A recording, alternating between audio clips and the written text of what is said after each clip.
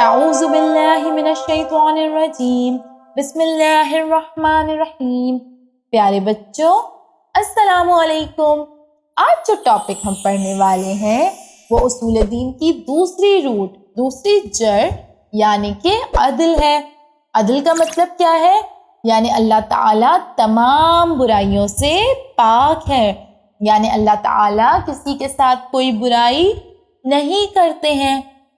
اب یہاں پر ہمارے ذہنوں میں ایک چھوٹا سا سوال پیدا ہوتا ہے کہ اگر اللہ تعالیٰ کسی کے ساتھ کوئی برائی نہیں کرتے تو پھر ہمارے ساتھ سم ٹائمز ایسا کیوں ہوتا ہے کہ ہماری کوئی بہت ہی فیوریٹ چیز ہوتی ہے اور وہ ٹوٹ جاتی ہے یا وہ کھو جاتی ہے یا ہمارا کوئی نقصان ہو جاتا ہے یا ہم بیمار ہو جاتے ہیں؟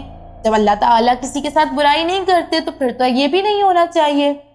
ایسا اس لیے ہوتا ہے کیونکہ ہمارے گناہوں کی وجہ سے ہم پر مصیبتیں نازل ہوتی ہیں، لیکن ان مصیبتوں کا بھی ایک فائدہ ہے کہ جب یہ مصیبتیں ہم پر آتی ہیں تو ہم ان مصیبتوں میں اللہ تعالیٰ کو یاد کرتے ہیں اور ساتھ ساتھ اپنے گناہوں کے بارے میں سوچتے ہیں اور اللہ تعالیٰ سے اپنے ان گناہوں کی معافی مانگتے ہیں۔ اب آپ دیکھتے ہیں کہ اللہ تعالیٰ نے اس دنیا میں بھی ہر انسان کو الگ الگ صلاحیت دی ہے، ہر انسان کو الگ الگ ایبیلٹیز دی ہیں۔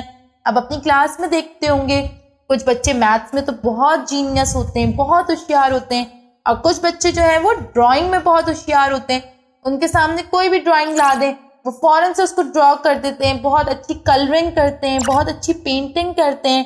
یا ہم اپنے ارد گرد دیکھتے ہیں کچھ لوگ بہت امیر ہوتے ہیں، کچھ لوگ اتنے امیر نہیں ہوتے، اور ڈفرینٹ سکلز ہیں، ہر انسان دوسرے انسان سے الگ ہے۔ تو ایسا کیوں ہے؟ اللہ تعالیٰ نے ہر انسان کو سیم کیوں نہیں بنایا؟ ایسا اس لیے ہے کہ اللہ تعالیٰ علیم ہے۔ اللہ تعالیٰ کے ناموں میں سے ایک نام ہے علیم ہو۔ کیا مطلب ہے؟ یعنی سب سے زیادہ علم رکھنے والا، سب سے زیادہ جاننے والا۔ اب آئیں ہم عدل کو سمجھنے کے لیے ایک سٹوری سنتے ہیں۔ اب ایک مرتبہ چور جو ہے وہ جویلر کی دکان میں چوری کا پلان بناتا ہے۔ وہ پوری رات جاگتا ہے، پلان بناتا ہے، سوچتا ہے میں کس طریقے سے چوری کروں گا۔ وہ چوری کرنے کے لیے نکلنے لگتا ہے، اپنا سامان اٹھاتا ہے اور بس چوری کرنے جا ہی رہا ہوتا ہے اور اسے معلوم ہوتا ہے کہ اسے تو بہت تیز بخار ہو رہا ہے، بہت تیز فیور ہو رہا ہے، اور اب وہ چوری کرنے نہیں جاتا بلکہ اسے کہاں جانا پڑتا ہے؟ اسے ڈاکٹر کے پاس دوائی لینے جانا پڑتا ہے۔ اور دوسری طرف کیا ہوتا ہے؟ دوسری طرف بہت تیز بارش سٹارٹ ہو جاتی ہے اچانک سے، اور ساری مارکیٹس بند ہو جاتی ہیں، اور وہ جویلر ہوتا ہے جس نے صبح سے اپنی دکان کھولی ہوتی ہے، اس کے پاس پہلے ہی کوئی کسٹمر نہیں آیا ہوتا ہے، کوئی کچھ خریدنے نہیں آیا ہوتا ہے، اور جب بارش ہوتی ہے ساری مارکیٹس بند ہوتی ہیں تو اسے بھی اپنی دکان بند کرنا پڑتی ہے اور وہ بھی اپنے گھر چلا جاتا ہے۔ اب جب چور بھی اپنے گھر آ جاتا ہے ڈاکٹر کے پاس سے اور جویلر بھی اپنے گھر آ جاتا ہے، دونوں بہت زیادہ سیڈ ہوتے ہیں، بہت اداس ہوتے ہیں کہ آج تو ہمارا کوئی فائدہ ہی نہیں ہوا، ہمارے پاس کوئی پیسے ہی نہیں آئے۔ چور کے پاس پیسے کیوں نہیں آئے؟ کیونکہ اس نے کوئی چیز چوری نہیں کی۔ جویلر کے پاس پیسے کیوں نہیں آئے؟ کیونکہ وہ کوئی چیز سیل نہیں کر سکا، بیچ نہیں سکا۔ جبکہ ڈاکٹر خوش ہوتا ہے کہ بارش ہوئی، کچھ لوگ بیمار ہوئے، میرے پاس دوائی لینے آئے، میرے پاس پیسے آئے۔ جبکہ ہمیں تو پتہ ہے کہ اللہ تعالیٰ تو کسی کے ساتھ کوئی برائی نہیں کرتے۔ اٹ مینس کہ ہم نے اسٹوری کا کوئی پارٹ مس کر دیا ہے۔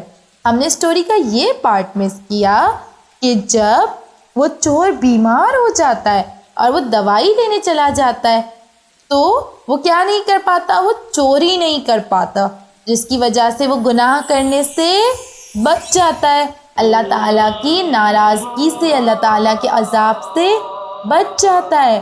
اور اسی طریقے سے اس طرح جویلر کا بھی بہت سارا قیمتی سامان چوری ہونے سے بچ گیا۔ تو آپ نے دیکھا کہ اللہ تعالیٰ نے کس طریقے سے ڈاکٹر کی، جویلر کی اور چور تینوں کی مدد کی۔ حالانکہ چور تو چوری کرنے کا، برائی کرنے کا، گناہ کرنے کا ارادہ رکھتا تھا، اس کے باوجود اللہ تعالیٰ نے اس کے ساتھ برائی نہیں کی بلکہ اللہ تعالیٰ نے اسے اس گناہ کرنے سے بچا لیا۔ آپ نے سنا کہ اللہ تعالیٰ نے کس طریقے سے اس پوری دنیا میں عدل کا نظام قائم رکھا ہے اور کس طریقے سے عدل کے ذریعے پورا دنیا کا نظام بہترین طریقے سے چل رہا ہے۔ عدل کا مطلب کیا ہے؟